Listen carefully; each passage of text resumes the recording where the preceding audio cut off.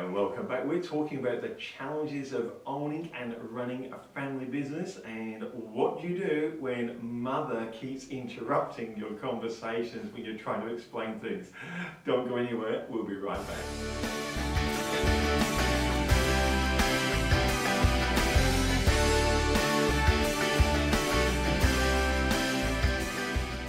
Well, I'm in the studio with John Broons, the family business guy. How are you, John? Good morning, thank you. We're talking challenges of owning and running a family business, and we're talking off air. One of the ones that tends to come up or can come up when mother keeps interrupting your conversation, you don't get to finish what you're saying. And in all fairness, probably what she's trying to do is keep the peace and stop the quarrels from happening. But the question is, what do you do? And you actually did a presentation on this quite recently to some accounting firms, and you give them some alternative choices. Yes, had some fun with this little thing. There was a series of questions that I put to the group, and these are families in business, and it was an interesting exercise. So the question was about mother interrupting, just trying to keep everybody happy and keep the peace. So there were four alternatives that I gave up to the team, and one was the next time it happens, tell your mother that you're an adult and it's time that your opinions are heard. So sometimes when you're growing up, that could be the answer. Another one was discuss the situation with your father and ask him to speak to mum about it.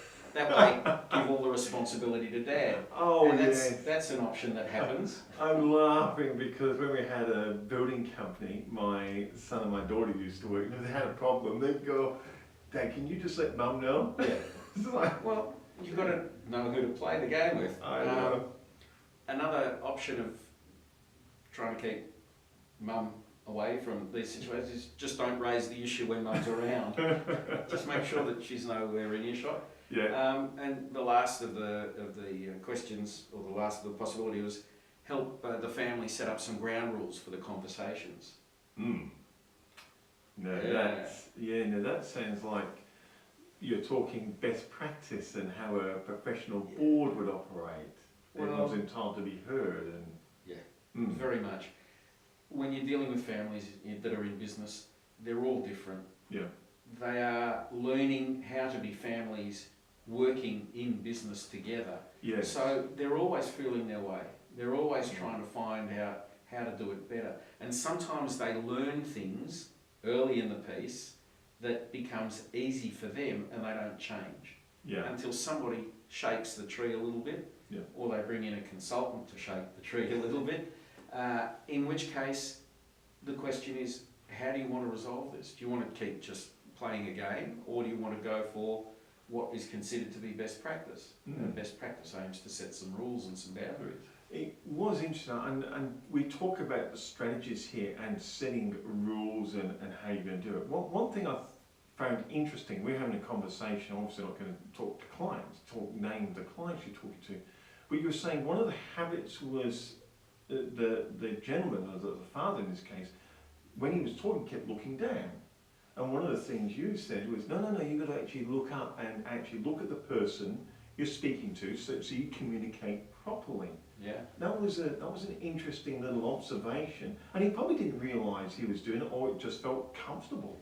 In this case, in the relationship, the people had known each other for a very long time, and the challenge was they were butting heads constantly. They both had totally different opinions of how things were working, could work, should work. And I had been invited into the conversation, and it didn't take me long to see that there was no way that they could resolve it themselves. And just in watching the two of them in a dynamic, some simple points of communication came up where looking at the other person face to face was a challenge.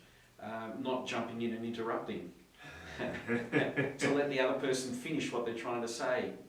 Those kind of courtesies, but also to continue the train of thought to actually get the understanding. So in communication kind of stuff, this is all about learning to listen as well. So we're talking about mother, and we're not actually just picking on mum, we're just saying mum, it could be dad who does the same thing quite often.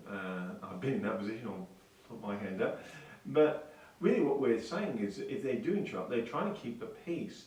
There's almost a lack of confidence or concern, this could escalate. We're having someone professional and show them how to do it professionally. Certainly want to give that mother or that father then confidence, okay, I can let this talk without that fear. There's two parts to this. Mm. Firstly, in trying to contain the conversation, you're actually letting go of the opportunity that true conflict provides. Mm. True conflict just means that two people have opposing or different views.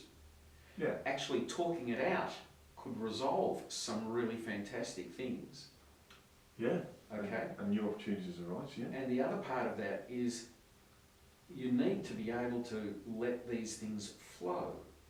Mm. So interrupting doesn't help. Right.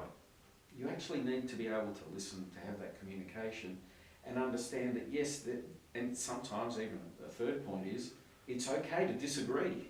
Then how do we actually balance out? It's not a matter of who's right or wrong. What's the best outcome for all involved? And it could be what's the best outcome for the business, as well as what's the best outcome for the family. That's a really interesting point, isn't it? As you said, you know, conflict doesn't have to be this negative thing.